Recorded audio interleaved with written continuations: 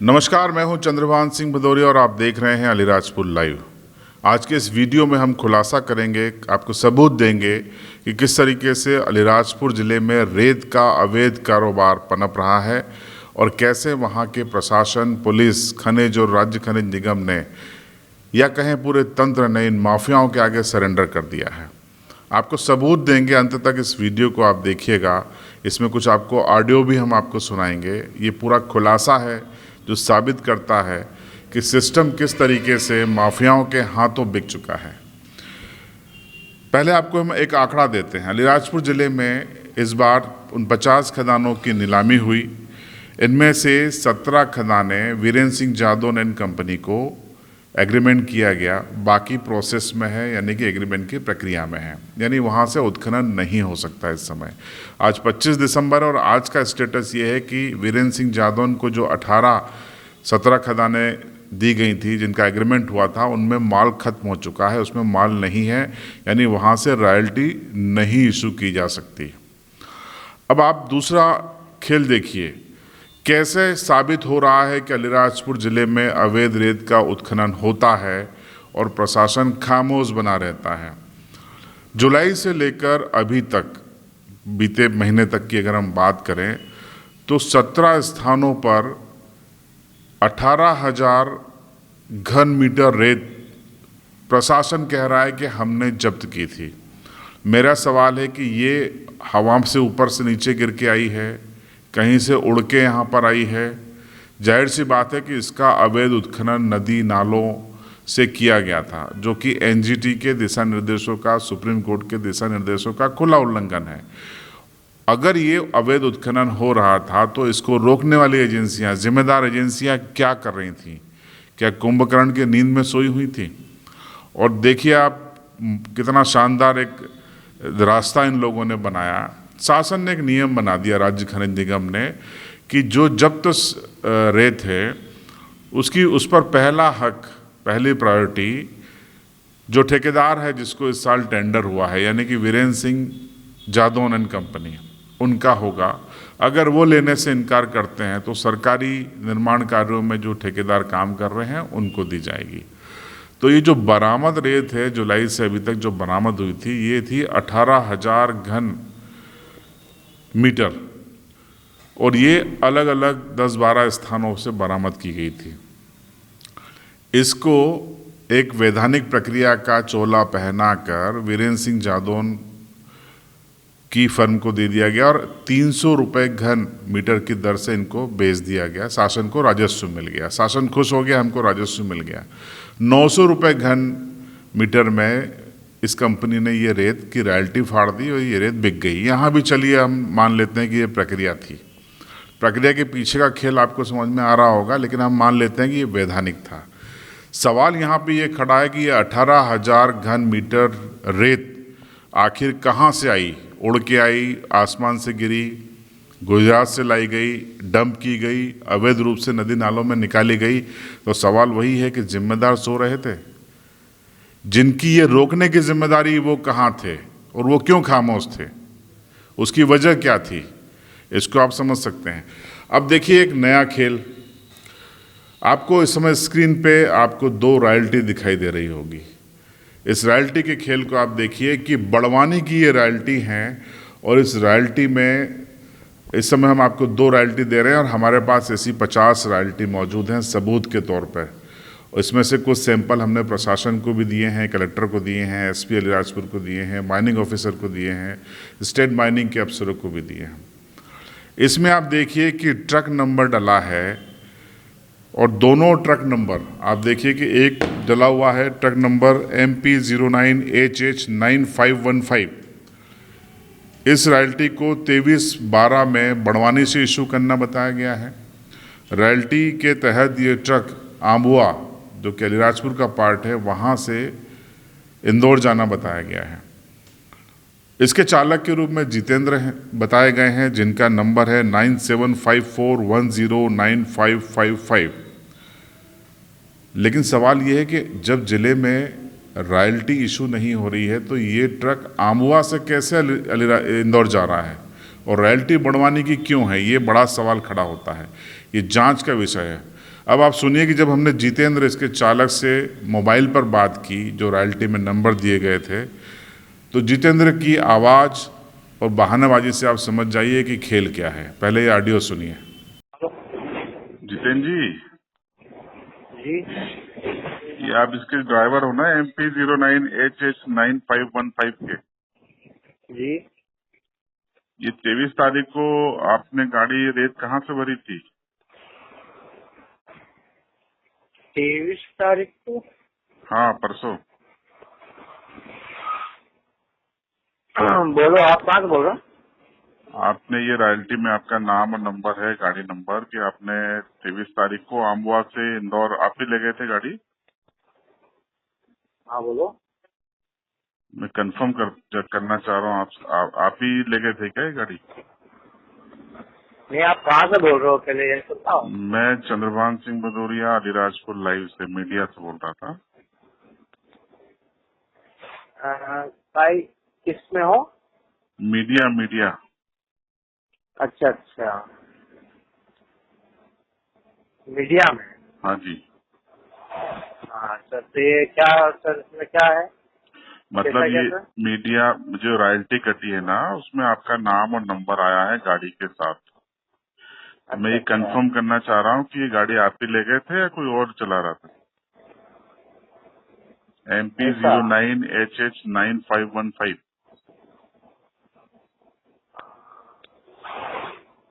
चलो मैं भाई से पूछूं। अरे रॉयल्टी में है आपका नाम नंबर, इसलिए सिर्फ कंफर्म कर रहा हूँ कि ये आप ही की गाड़ी है कि किसी और की गाड़ी? हाँ, मैं भैया से पूछता हूँ। अरे तो चला तो आप रहे थे ना, भैया क्या करेंगे?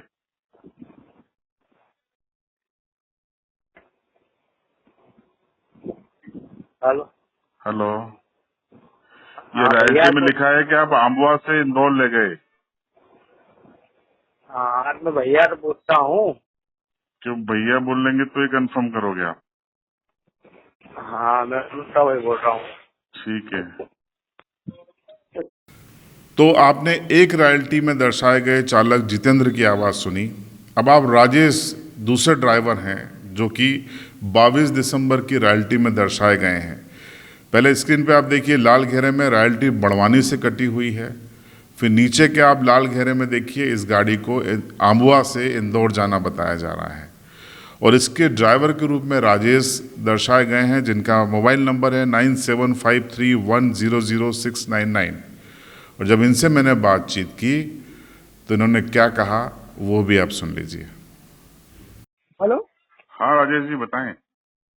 सर आपने फोन लगाया था तो रॉयल्टी के ऊपर बोला मेरा नंबर था सर। हाँ, ये आपकी जो रॉयल्टी इशू हुई है उसमें ट्रक नंबर MP09HJ5655 आप ही का है?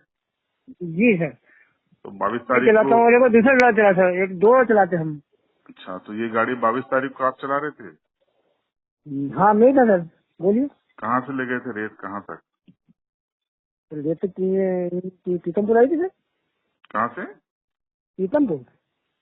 पीतमपुर ले गए थे? जी। कहाँ से? ये अलीराजपुर से आई थी सर गाड़ी। अच्छा, तो वो यही कंफर्म करना था। रॉयल्टी में मैंने कहा नाम आम तो सही नहीं लिखे, गलत लिखे। जी सर। ठीक है, तो आप थैंक यू। रॉयल्टी से बोले सर आप? नहीं, मैं मीडिया से बोल रहा हूँ, चंद्रभान सिंह भदौरिया नाम है मेरा। राजेश का ऑडियो खुलासा कर रहा है कि अलीराजपुर से गाड़ियां भरी जा रही हैं और रॉयल्टी बड़वानी की काटी जा रही है।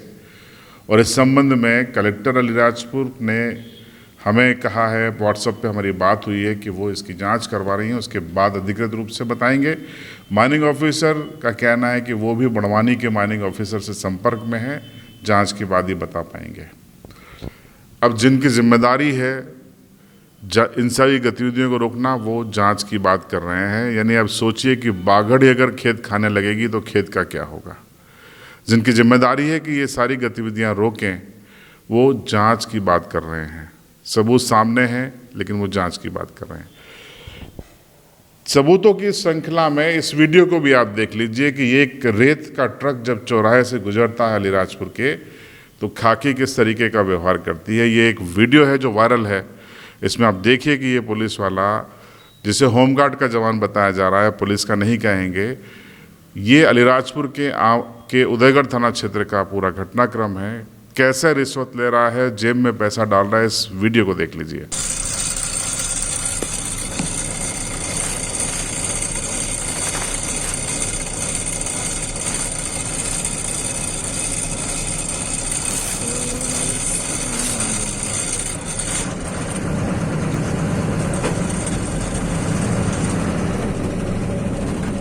क्या बात काहे की ये सड़क पे जाने की सब भर दिए सरकार को है क्या?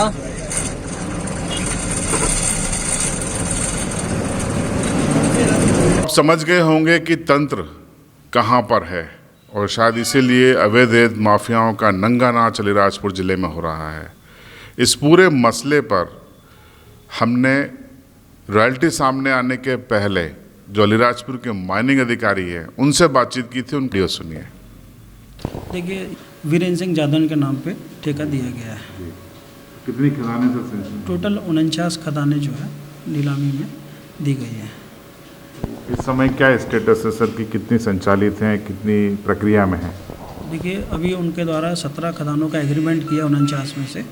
शेष खदानों की कार्रवाई में जो भी पूर्तियाँ हैं वो उनके द्वारा की जा रही है। तो इस समय जो आवंटित 17 खदानें हैं सर, उसमें क्या माल निकल रहा है, क्या स्टेटस? देखिए, अभी वर्तमान में जो उनका माइनिंग प्लान था 17 खदानों का, उसकी क्वांटिटी अभी उनकी समाप्त हो चुकी है। तो वर्तमान में उनकी सभी खदानों को बंद करके रखा हुआ है। सर, एक चर्चा है कि जो जब्त किया था आपकी ओर से अवैध, कुल कितना घन मीटर माल जो है आपने उनको सेल किया है? नहीं, हमने तो सेल नहीं किया है, लेकिन जैसे हमको ग्रामीणों द्वारा कभी कभी शिकायत प्राप्त होती है कि साहब यहाँ पे अवैध भंडारण कई CM हेल्पलाइन पे शिकायत होती है। हमारे इंस्पेक्टरों ने जांच की है, उनमें जहाँ जहाँ अवैध भंडारण मिला है, इस प्रकार कुल 17-18 जगहों पे भंडारण मिला था। वो भी मेरे ख्याल से जुलाई के समय की बात है। उसी समय 6-7-8 के भंडारण जो अज्ञात थे, वर्तमान में जो है उनकी क्वांटिटी एग्जॉस्ट हो चुकी है। सिर्फ एक जो भंडारण है उसमें वर्तमान में जो है 723 घन मीटर के आसपास में शेष माल बचा हुआ है शाहजहानपुर में। तो सर, कुल कितना घन मीटर रेत इनको दी गई थी शासन के नियम में? वो मैं अभी देखा नहीं हूँ कुल कितने घन मीटर। नहीं, वो ज़्यादा है। एक्चुअल में 17 खदान, आप शासन की बात कर रहे हैं तो जब तक 18,000 घन मीटर के आसपास था, लेकिन पृथक वो एक समय पे नहीं है, अलग अलग है। मतलब वो वर्षा काल के समय जो मिला था, क्योंकि देखिए रेत ऐसी चीज़ है, हर घर के पीछे कोई ना कोई निकाल के एकत्रित कर लेता है। गवर्नमेंट लैंड पे जो भी थी और जो प्राइवेट लैंड पे थी, उनके विरुद्ध प्रकरण बनाए गए हैं। तो ये जो रेत है सर 18,000 घन मीटर जो उनको दी गई, तो ये किस रूप में जब्त हुई थी, ये कहाँ से आई थी? देखिए, जो अज्ञात लोग जो इन लोग इलीगल का काम करते रहते हैं गाँवों में, है ना, उन लोग एकत्रित करके रखते हैं, फिर रातों रात सेल करते हैं। ऐसी शिकायतें प्राप्त हुई थी, तो उस पर जो है जांच की और उनको जब्त कर कोटवार की सुपुर्दगी में दिया गया। और जो शासन के नियम है निर्वर्तन के, उसके तहत उसको निर्वर्तन की कार्रवाई कर जिले रेत ठेकेदार को उनके द्वारा जो उच्च बोली पर प्राप्त की प्रति घन मीटर, उसके मान से उनको दिया गया। सर, एक चर्चा ये भी है कि जो प्रक्रिया में है खदानें जो उनको आवंटित नहीं हुई है, वहीं पे अवैध उत्खनन हो रहा था और ये वही माल है। नहीं, ऐसे प्रकरण तो संज्ञान में आया नहीं है, क्योंकि इन लोग के द्वारा जांच की जाती है। कभी कभी ये होता है कि इनको जो खदानें आवंटित हैं, लेकिन अभी उनकी एग्रीमेंट या फिर उसकी पूर्तियाँ नहीं हुई, तो वहाँ पर जो चोरी हो रही है उस क्षेत्र से जब्त किया गया है। तो वीडियो सुनने के बाद, वीडियो स्टेटमेंट सुनने के बाद आपको समझ में आ गया होगा कि माइनिंग ऑफिसर कह रहे हैं कि ज़िले में कहीं भी रेत खदान से रेत नहीं निकाली जा रही है और सिर्फ 723 घन मीटर रेत वीरेंद्र सिंह जादौन के पास बची है, जो कि यहाँ के ठेकेदार हैं।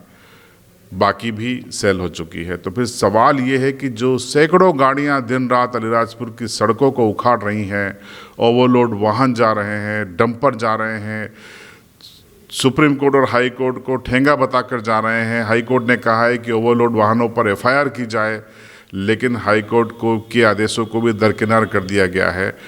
काली पट्टी जिस तरीके से महाभारत में धृतराष्ट्र ने बांध ली थी, वैसे ही जिम्मेदारों ने बांध ली है और नतीजा ये तस्वीरें सामने आ रही हैं। इस तरीके का कारोबार सामने आ रहा है। आपको बताने की कोशिश की इस पूरी वीडियो खबर में हमने कि क्या खेल चल रहा है। खेल आप समझ गए होंगे, उसको किस तरीके से लीगलाइज करने की कोशिश हो रही है वो भी हमने आपको बताया। हम ये नहीं कह रहे हैं कि वीरेंद्र सिंह जादव एंड कंपनी ही इस पूरे काले कारोबार में है। वो व्यवस्था के हिसाब से अपना काम कर रहे हैं, उसमें क्या सही है क्या गलत है ये जांच का विषय है। लेकिन अवैध रेत के कारोबार में कई लोग शामिल हैं और दिलचस्प बात देखिए, अलीराजपुर जिला खोखला किया जा रहा है। आदिवासियों का इस संपदा पर पहला अधिकार है, लेकिन किसी भी आदिवासी नेता को आपने अभी तक न प्रेस कॉन्फ्रेंस करते हुए, न मीडिया में बयान देते हुए, न धरना प्रदर्शन करते हुए देखा होगा कि ज़िले में इस अवैध संपदा के उत्खनन को रोका जाए। इससे पर्यावरण को क्षति पहुंच रही है, आदिवासियों को इसका इस संपदा पर अधिकार है। बाहरी लोग क्यों इसे खनन करके ले जा रहे हैं और लाखों का मुनाफा कमा रहे हैं। सब खामोश हैं। इस खामोशी के मायने आप समझिए, जानिए, और जब आपके बीच में ये नेता हैं तो उनसे सवाल करिए कि आप खामोश क्यों थे। आपकी क्या राय है कमेंट बॉक्स में ज़रूर बताएं। चैनल को आपने सब्सक्राइब नहीं किया है, सब्सक्राइब करें, बेल आइकन दबा दें।